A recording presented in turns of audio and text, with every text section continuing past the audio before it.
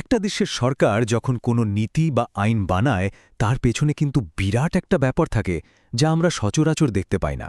তো আজ আমরা ঠিক সেই পর্দার পেছনের গল্পটাই জানব। দেখব কিভাবে লেবার রিসার্চ বা শ্রম গবেষণা একটা দেশের পলিসি তৈরিতে বলতে পারেন ভাগ্য নির্ধারণে সাহায্য করে। চলুন শুরু করা যাক।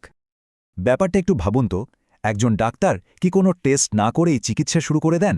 না, একদমই না। ঠিক সেভাবেই একটা সরকারও তো দেশের শ্রম বাজারের আসল অবস্থাটা না জেনে, না বুঝে কোনো পলিসি বা আইন বানাতে পারে না। আর এই যে নিখুঁতভাবে রোগটা নির্ণয় করা, এই কাজটাই কিন্তু করে গবেষণা। তো প্রশ্নটা হলো, দেশের এত বড় বড় সিদ্ধান্ত কি আন্দাজে নেওয়া হবে নাকি আসল ডেটা বা তথ্যের উপর ভিত্তি করে?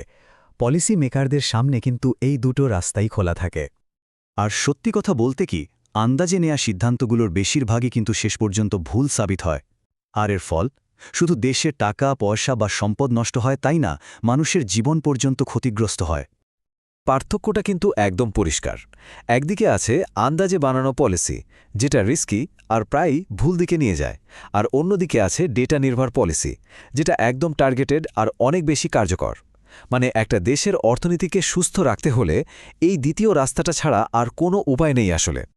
এটাই বোঝা যায় যে গবেষণা বা রিসার্চ জিনিসটা কতটা জরুরি। এই রিসার্চই হলো সেই ডায়াগনস্টিক টুলের মতো যা দিয়ে একটা দেশের লেবার মার্কেটের হেলথ চেক করা হয়। যেমন একটা খুব সাধারণ প্রশ্ন, দেশে শিক্ষিত বেকারের সংখ্যা বেশি নাকি অদক্ষ বেকারের? এখন এই প্রশ্নের যদি সঠিক উত্তরই না জানা থাকে, তাহলে সরকার ঠিক কাদের জন্য চাকরির সুযোগ তৈরি করবে বলুন তো? ঠিক এই জায়গাতেই রিসার্চের আসল কাজটা শুরু হয়। রিসার্চ ঠিক এই রকম জটিল কিন্তু খুব দরকারি প্রশ্নগুলোর উত্তর খুঁজে বের করে। আর এই উত্তরগুলোই কিন্তু একটা ভালো পলিসি বানানোর একদম প্রথম ধাপ, ভিত্তিটা তৈরি করে দেয়। গবেষণার কাজকে আমরা মূলত দুই ভাগে ভাগ করতে পারি। প্রথমটা হলো আসল সমস্যাটা ঠিক কী সেটা খুঁজে বের করা। যেমন ধরা যাক কোনো ইন্ডাস্ট্রিতে অ্যাক্সিডেন্টের হার সবচেয়ে বেশি। আর দ্বিতীয় কাজটা হলো কোনো একটা পলিসি চালু করার পর সেটার প্রভাব কী হলো তা খতিয়ে দেখা। যেমন মিনিমাম ওয়েজ বাড়ানোর পর শ্রমিকদের জীবনযাত্রার মান কি সত্যিই ভালো হয়েছে? এই সব কিছুর উত্তর দেয় রিসার্চ। আচ্ছা, তাহলে চলুন এবার দেখি, এই যে লেবার মার্কেটের হেলথ চেকআপের কথা বলা হচ্ছে, তার জন্য ঠিক কি কি টেস্ট করা হয়, কোন কোন তথ্য জোগাড় করা হয়? একটা লেবার মার্কেটের অবস্থাটা ঠিকঠাক বুঝতে হলে কয়েকটা জরুরি জিনিস দেখতে হয়। যেমন দেশে এমপ্লয়মেন্ট আর আনএমপ্লয়মেন্টের হারটা ঠিক কত, বিভিন্ন পেশায় স্যালারি বা ইনকাম কেমন, ইন্ডাস্ট্রিতে দুর্ঘটনার সংখ্যা কি বাড়ছে না কমছে, স্ট্রাইক বা এ ধরনের সমস্যাগুলোর কি অবস্থা, আর কতজন শ্রমিক সোশ্যাল সিকিউরিটির আওতায় আছেন। এই সব প্রশ্নের উত্তরগুলোই কিন্তু পলিসি মেকারদের জন্য সবচেয়ে দামি টুলস।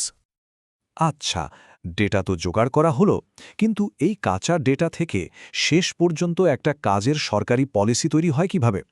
চলুন সেই প্রসেসটা এবার একটু ঝটপট দেখে নেওয়া যাক। এই পুরো প্রসেসটার আসলে 4টে সহজ ধাপ আছে। 1. মাঠ থেকে ডেটা কালেক্ট করা। 2. সেই ডেটা অ্যানালাইসিস করে এর আসল মানেটা বের করা। 3. সেই অ্যানালাইসিসকে একটা সহজ রিপোর্টে পলিসি মেকারদের সামনে তুলে ধরা। আর সবশেষে 4 নম্বর ধাপে সেই রিপোর্টের ওপর ভিত্তি করেই নতুন আইন বা পলিসিটা তৈরি হয়। থিওরি তো অনেক হলো, তাই না? চলুন এবার একটা সত্যিকারের উদাহরণ দেখি। বাস্তবে এই পুরো ব্যাপারটা কিভাবে কাজ করে সেটা দেখা যাক। ধরুন ডেটা অ্যানালিসিস করে দেখা গেল যে দেশের কনস্ট্রাকশন সেক্টরে মারাত্মক দুর্ঘটনার হারটা খুব বেশি, বেশ আশঙ্কাজনক। তো এটা হলো সমস্যাটা, যেটা আমরা ডেটা থেকে জানতে পারলাম। কিন্তু প্রশ্নটা হলো, এই দুর্ঘটনাগুলো হচ্ছেটা কেন? এর পেছনের আসল কারণটা কি? একটা ঠিকঠাক সমাধান বের করতে হলে তো আগে এই প্রশ্নের উত্তরটা জানতেই হবে, তাই না? তখন সরকার একটা ইন-ডেপথ রিসার্চ চালালো, আর সেই রিসার্চ থেকে বেরিয়ে এলো 3টে মূল কারণ। 1. শ্রমিকদের ঠিকঠাক ট্রেনিংয়ের অভাব। 2. সেফটি ইকুইপমেন্ট যথেষ্ট পরিমাণে না থাকা। আর 3. অতিরিক্ত সময় ধরে কাজ করানো। দেখলেন তো রিসার্চ কিভাবে সমস্যার একদম গোড়ায় পৌঁছে গেল? আর যেই না রোগের কারণটা জানা গেল, অমনি সঠিক প্রেসক্রিপশন দেওয়াটাও সহজ হয়ে গেল। এই রিসার্চের ফাইন্ডিংসের উপর ভিত্তি করে সরকার তখন কনস্ট্রাকশন ওয়ার্কারদের জন্য একটা নতুন ওয়ার্কপ্লেস সেফটি পলিসি চালু করল, যেই পলিসিটা সরাসরি ওই সমস্যাগুলোর সমাধান করার জন্যই বানানো হয়েছিল। তো শুধু লেবার সেক্টরই নয়, একটা দেশের সার্বিক স্বাস্থ্যের জন্য আর কোন কোন ক্ষেত্রে এই রকম ডেটা নির্ভর ডায়াগনোসিস করাটা জরুরি বলে মনে হয়? সেটা কি শিক্ষাক্ষেত্রে, স্বাস্থ্য খাতে, নাকি পরিবেশ রক্ষায়? প্রশ্নটা কিন্তু ভাবার মতো।